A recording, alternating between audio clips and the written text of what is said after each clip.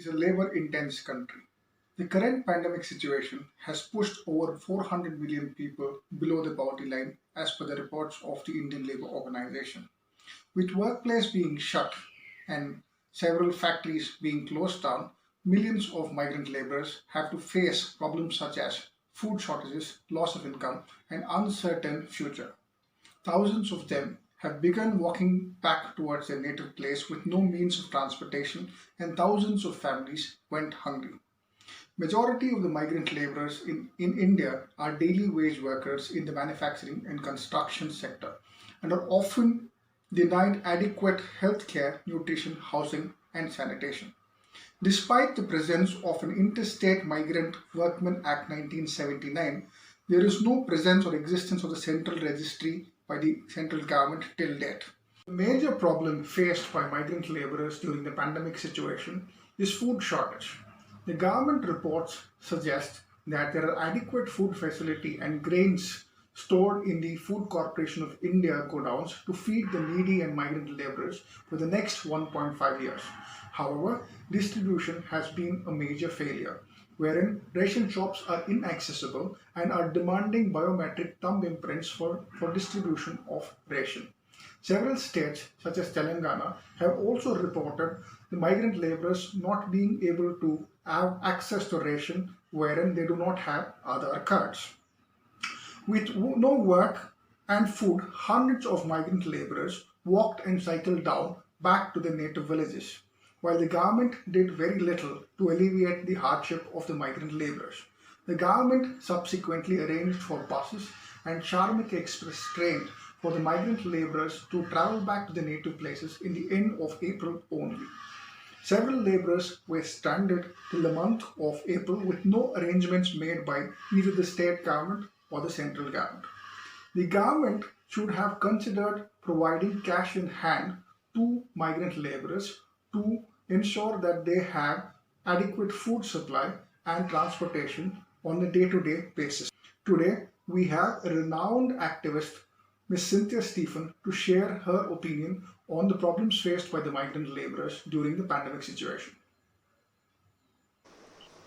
There are almost 360-degree impact has happened on not just the migrants but the whole of the population, in fact in the whole world.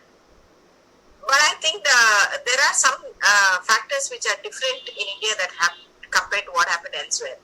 And one was the sudden lockdown with practically no notice.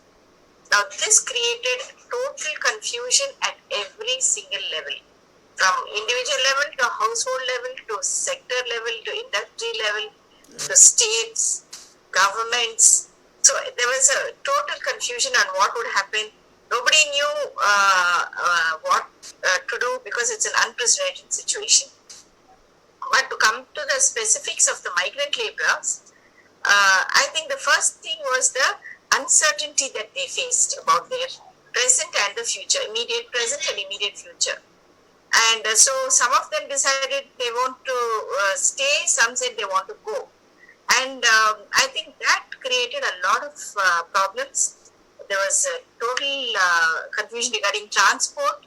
If you remember, there was pandemic in the railway stations and total pandemonium really. And then after that, there were also people who suffered housing issues. They didn't know where to go. Many of them were people who lived on the premises of where they worked.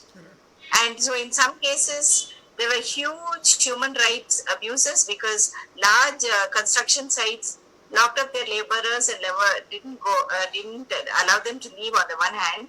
And on the other hand, they were kept short of, in the beginning they were giving food, the owners. Slowly the quantity and quality of food began to go down. So that was and then also restricting their movements, then using the police to control them, when they wanted to ask for their rights or for their wages. Then loss of work and livelihoods. This was another issue. They lost their work, they lost their livelihood. We do not know how many of them got their back wages, and some have just left in a hurry. Don't know when they'll get their money back, if at all they'll get their money back. So there's the whole structure around which the city of Bangalore functioned, which is largely with migrant work, really was shaken to the foundations, I would say. Then there were also transport issues. People did not know whether the transport would run, when it would run. So then whether trains would run, there was a lockdown on trains. Then they started letting people pay for their tickets, charging them extra. And then the identity, who would get on the train, who would not get on the train. I mean, it was total confusion. Chaos is more like it, utter chaos. There has been to a already very serious economic crisis, which was in which we found ourselves. The pandemic added a huge factor, by a huge factor, maybe of 10 times greater importance, in terms of economics. So I would say that the first thing is, because of plummeting domestic demand and growing hunger and lack of basic needs, the first thing is the government has to implement generous cash transfers. All the countries which successfully are bouncing back from the economic impact and social impact have taken this step. So whether it is New Zealand, whether it was Germany, Thailand, Vietnam, Taiwan, all of these countries, they really put money in the hands of the citizen. We have the infrastructure, banking infrastructure now. The government needs to reach money into the hands of every individual, not household. Household inequalities will see that people are not properly, managing their access. So we really need every individual, because individual data is there with the government. Every Aadhaar card should get this much, and they should give it. So that is one thing. Secondly, actually allocate and implement relief packages to businesses which are struggling. Everybody is struggling, from top to bottom. Everybody is struggling. And like for instance, a friend and I, we've been involved in a relief activity with an unlikely group.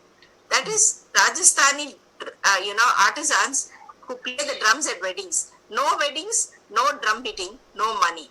Right. Women were finally brought to the streets to beg. Women who were never known to beg at all, they come on the street. So we asked them what is happening.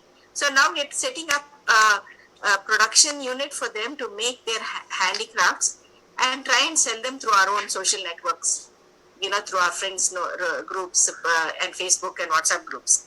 But we don't have money. If we go to a bank, my husband has a small startup, had a small startup at the time of the shutdown. And we said, the government said that they will give loan. We went to go, sir, namge an announcement madidare. They have made the announcement, sir, but nothing has reached us on paper. So we can only wait for the documentation to reach us, only then we can do something. So there has been the announcements have been made, but the back end work has not followed in terms of sending the money out, sending the information out, empowering the officials to actually start working and helping the community to recover economically. Then I think then they should also need, and this should have been happening. We've been talking about it, yelling about it from the rooftops. Please invest in social infrastructure, that is medical, public health infrastructure. This is the time. If not now, when will you improve your medical infrastructure? Public health. We do not see in such societies, unequal societies like India, that private hospitals can deliver the goods. We have to have a responsible and responsive public sector in health, and we really need better improvement in that. Then public transport, infrastructures. Instead of privatizing, we need the government to be more proactive to protect these assets. And so railways and road transport corporations need to be empowered to reach infrastructure. One of the biggest bugbears in rural area is the lack of transport and mobility. And it causes a whole lot of issues like security issues, migration, huge problems. Then improve education sector. The biggest sector, we have lost out 6 whole months, 6 to 7 months have been lost. Exams have not been held or cancelled. We have not been able to cope. So we really the government needs to think of empowering every school at the village level with appropriate power and technology so that alternatives to face-to-face classroom teachings are accessible to everybody, not just those sitting in the middle class homes in cities. And without investing in this very, very important human resource, we can look out for a disaster in the next year or so. As lot of children drop out of school, get into petty jobs, and we've lost a lot of time as a society. I think this is, and then I'd like to also say that the media needs to have a very, very responsible attitude. Correct. A lot of the stuff that's happening, fake news is being circulated, constant dimming on the numbers Right. of deaths, rather than on solutions, on options, and also focusing a lot on celebrities and their lifestyle during lockdown. This is extremely insensitive. This is a huge crisis for the country, and we need journalists to do their job of keeping us properly informed. That is not happening. Right. The mainstream media is really, really a poor excuse for itself. We really need more responsible media, and I would say that the alternative media has done a much better job in terms of countering fake news and so on. I think these are some of the things I can think of in terms of at a national and regional level, state level.